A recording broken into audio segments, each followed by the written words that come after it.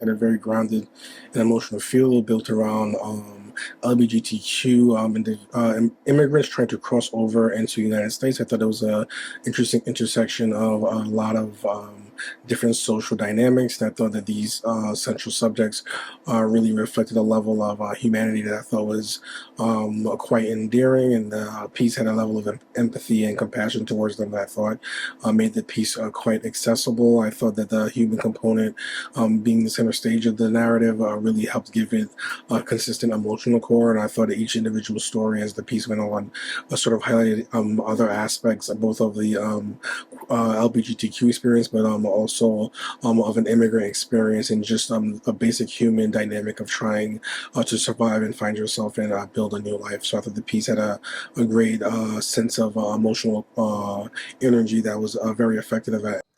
It really tries to bring to light the fact that people don't just like try to cross borders just to cross them. Like, people are seeking freedom, they're seeking safety.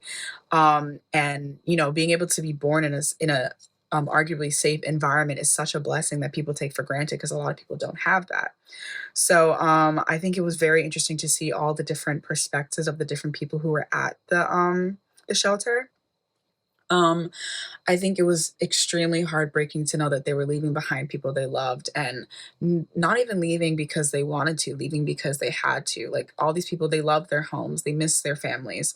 Some of them also don't have families to go back to. They might love their country, but they don't. um there are people who would rather them be dead than let them just live and be who they are. So that was also truly heartbreaking to see the fact that people were literally run out of their homes because people would rather them not be there than accept them. It's so crazy to think also that some shelters turn away people because of their queer identity. I personally did not know that was a thing. I feel like it seems like such an obvious kind of assumption to be made, but I guess, once in a while I kind of look at the world in very rose-colored glasses, and the reality of it, unless you're told it or unless you see it, is very hard to accept. So I think it was really cool to see that perspective, because then it helps those who don't know be a little bit less ignorant. So I think that was definitely great for me personally, and I think it shed a light on that as well. And also thought it was very beautiful to see the love, support, and understanding that they all have at the shelter. Um, you're fleeing for your life, but at least the place that you flee to and is providing even a short-term safe haven for you is filled with people who only want to love you, who only want to show you the kind of care and acceptance that you probably have never seen before. Story of salvation and putting good out into the world. We see that there is a asylum house, and this community essentially helps people seek asylum and to have the opportunity to not live in these situations where they might be homeless, or someone's trying to burn their house down because of who they are. We get to see a lot of different perspectives and outcomes in this story. I really love the intro of this piece where you kind of get to see all of these different cultures come together.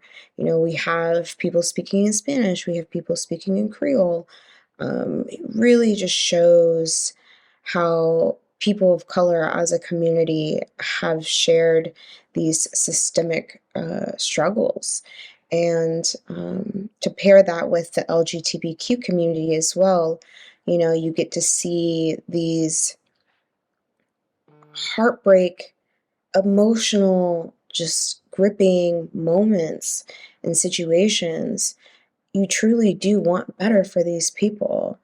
And we get a really good circumference of not only the struggles of their pains, but we get to see these beautiful moments too. I think about that scene at the end of the film where the music is playing, the people are dancing, the people are clapping, and it's a really joyful moment in this experience, and really making it, you kind of see this is what we're working towards so that people can just enjoy the moment. So I really loved kind of how it approached uh, this film with not just being about one side or the other. It wasn't all educational, and it wasn't all just about getting the message and the stories out there. It was a little bit of both, which I thought was really, really nice. It was a really nice blend and combination. But then, just more important than I think any of that is, I think what places like this, shelters like this, do is, and others like them, is really underappreciated, really underseen. And their work is so, so important. So I think that getting the message out there that there are resources if you need them, but also like if you want to help, if you want to, try and make an impact, there are places that do this great work, that are out there. And I think it's just so beautiful that they're not just providing shelter, which these people desperately need, but they're also connecting them to legal help, and they're trying to help them take the next steps in their lives, which I think is so amazing. It's going above and beyond simply providing a shelter for them to stay at when they're in a very rough situation. So I think this is really, really important. I think the message is really important. But what's very heartbreaking about it is, with all of their good efforts, and even despite the fact that they're doing everything in their physical power, people are still dying. People are still being persecuted, all because the government has a very hands-off, not my problem, out of sight, out of mind approach to this, where the biggest issue is that their whole stance is, oh, they're not actually in danger, they're not being hunted down, nothing bad's going to happen to them if they go home, and then they get murdered when they go home, and then it's just like, whoops. And I feel like that's the mindset every single time, where it's like, it's not their problem, and if something happens when they go home, well, that's on them. And it's very heartless, to put it bluntly, where it's like, you're just brushing the issue under the rug. Very tragic hearing the stories of what happened to some of these people when they got home.